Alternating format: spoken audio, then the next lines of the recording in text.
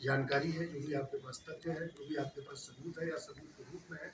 तो आप हमारे विवेचकों को उपलब्ध कराइए। मैं आपको बताऊंगा कि इस पूरी विवेचना में अभी हमारी कोई भी टीम अरेस्टिंग के लिए नहीं गई है, बल्कि जहाँ भी संभावित था कि ये मिल सकते हैं,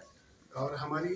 जो प्राथमिकता थी जो इस केस के संबंध में या आरोपों के संबंध में स्टेटमेंट नोट करने की है और इनसे उसी के संबंध में साक्ष्य लेने की है, जिससे कि हम इस विवेचना को आगे बढ़ा सकें। अभी तक कार्रवाई कहां तक पहुंची है, क्योंकि इन्होंने सुरक्षा की भी मांग की, आखिरकार पुलिस से सुरक्षा की मांग क्यों हो रही है? इस संदर्भ में मैं आपको अवगत कराऊंगा कि जब अभियोग पंजीकृत करने के बाद हमने संपर्क करने की कोशिश करी,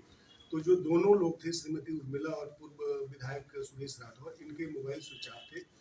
कल श्रीमती उर्मिला जी का मोबाइल ऑन हुआ है, तो उसके माध्यम से भी हम उनके संपर्क कर रहे हैं कि आप आएँ, विवेचना में हमारा सहयोग करें, जो भी आपके पास उपस्थित जानकारी साक्ष्य है आप हमें उपलब्ध कराएं। सुरक्षा की जिम्मेदारी जो है वो पुलिस की है, हम आपको पूरी तरीके से सुरक्षा प्रोवाइड कराएंगे। तो मैं आपके माध्यम से भी अपील करूंगा कि अगर किसी को इस प्रकरण में कोई जानकारी है तो आप आएँ और हमें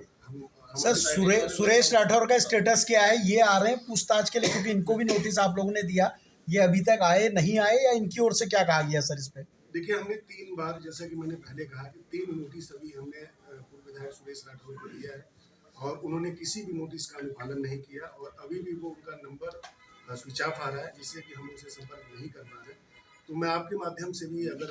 ये लोग आज की प्रेस मीटिंग को सुन रहे होंगे, तो मैं उनको आमंत्रित करता हूँ कि जो भी आपको करना है आप आकर के अपना स्टेटमेंट नोट कराएं, जो भी आपके पास एविडेंस है वो आप हमें उपलब्ध कराएं, जिससे कि हम इस विवेचना को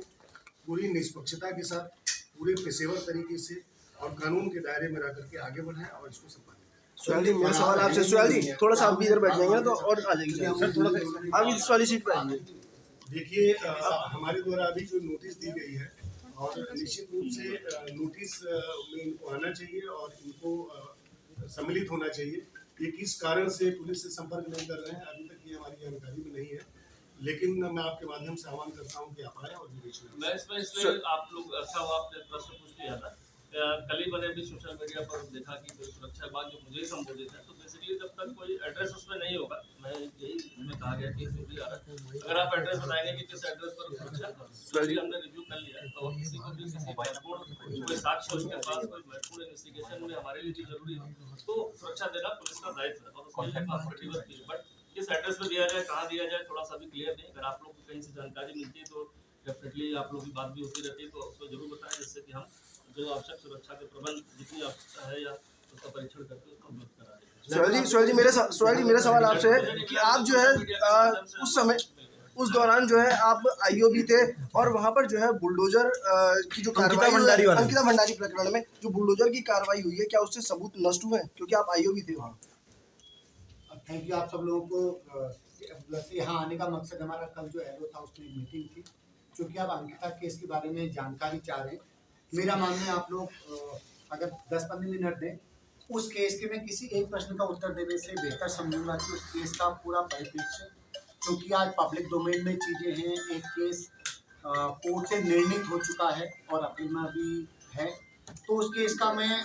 फ्रंट से एसआईटी ने क्या किया, जिस दिन एफआईआर हुई उसके बाद का सारा प्रकरण बताने के बाद आपके जो अपने पर्टिकुलर क्वेश्चन होंगे उसको मैं बता दूँ, तो ये ठीक होगा मेरे ख्याल से। जी और एग्री? हाँ बता दीजिए। तो अंकिता प्रकरण आप सब लोग जानते हैं, जो हमारी बिटिया के साथ नाइंसाफी हुई, एक अच्छा जीवन जीने का हक उसको भी था। तो 2022 की घटना है, 18 तारीख का ये इंसिडेंट हम मान रहे हैं, जिस दिन से उस बिटिया की मिसिंग रिकॉर्ड में है। तो 18 तारीख के बाद जब वो अगले दिन उस जो 3 एक्यूज्ड हमारे हैं, उन्होंने एक प्लान किया कि हम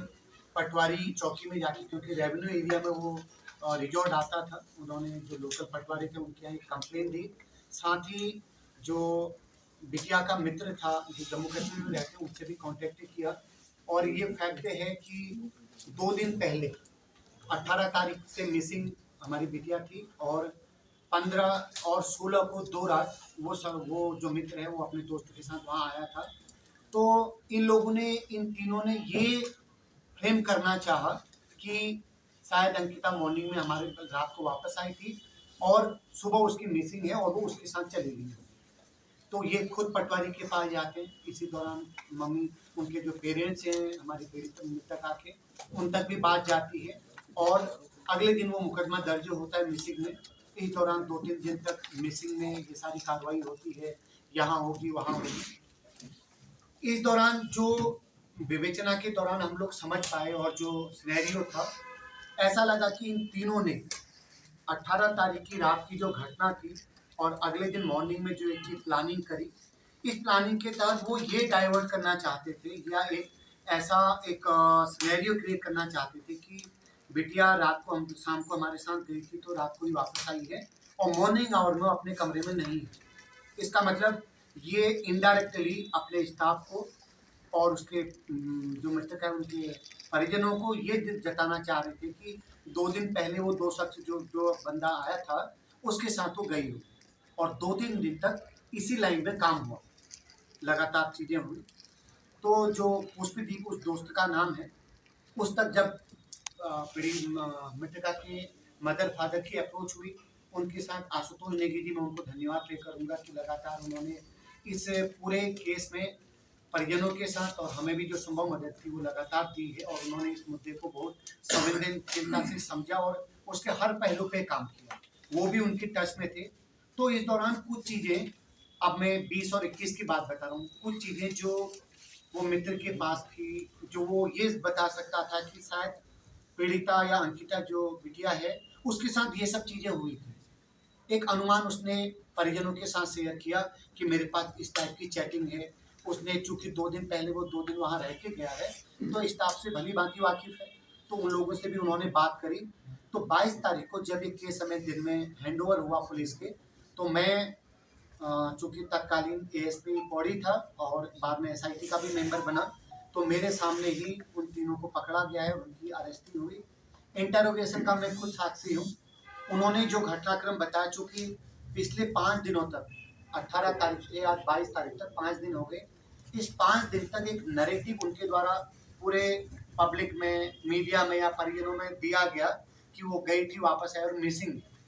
तो हमने जो प्रॉपरली इंटरोगेट किया तो उन्होंने जो तथ्य हमको दी, उस तथ्य से ये बात तय हुई कि जो 2-3 दिन पहले या सोशल मीडिया में जो आप देखते हैं एक्स्ट्रा सर्विस वाला टर्मिनोलॉजी, एक शब्द आपके संज्ञान में आया है और उसको प्रेशराइज किया जा रहा था, तो इस बात की पुष्टि भी हमने उस एंगल से उनसे पूछताछ करी तो उन्होंने एडमिट किया कि साहब हाँ, वास्तव में हम उससे इस टाइप की कुछ मांग चाह रहे थे और वो तैयार नहीं थी। तो हम ऐसा कुछ हमने प्लान किया और रात को 18 तारीख की रात को, क्योंकि उस समय 9 बज के कुछ मिनट में फ़ोन हमेशा के लिए ऑफ हुआ है हम मृतका का, तो हमारा मानना है कि वो घटना का टाइम था और घटना का स्थल। उसके बाद चूंकि मैं इस बात का साक्षी हूँ, उन तीनों को पकड़ने के बाद हमारी टीमों ने उस घटना स्थल को, जहाँ पर उन्होंने बताया था कि यहाँ पर वो चीज़ घटना हुई है, हमने उसको धक्का दिया। उस स्पॉट पे हम लोग,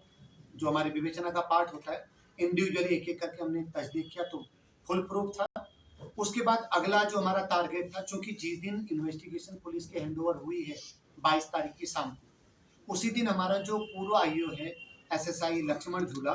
वो उस रिजॉर्ट में गया, क्योंकि तब तक ये तीनों हमारी पकड़ में नहीं थे। रिजॉर्ट के लोगों से पूछताछ की, बिटिया उस दिन में रो रही थी, वो उसको कहीं जाना था, उसका बैग पैक था, ये सब चीज़ें आई और ये भी तय हुआ कि वो जबरन उसको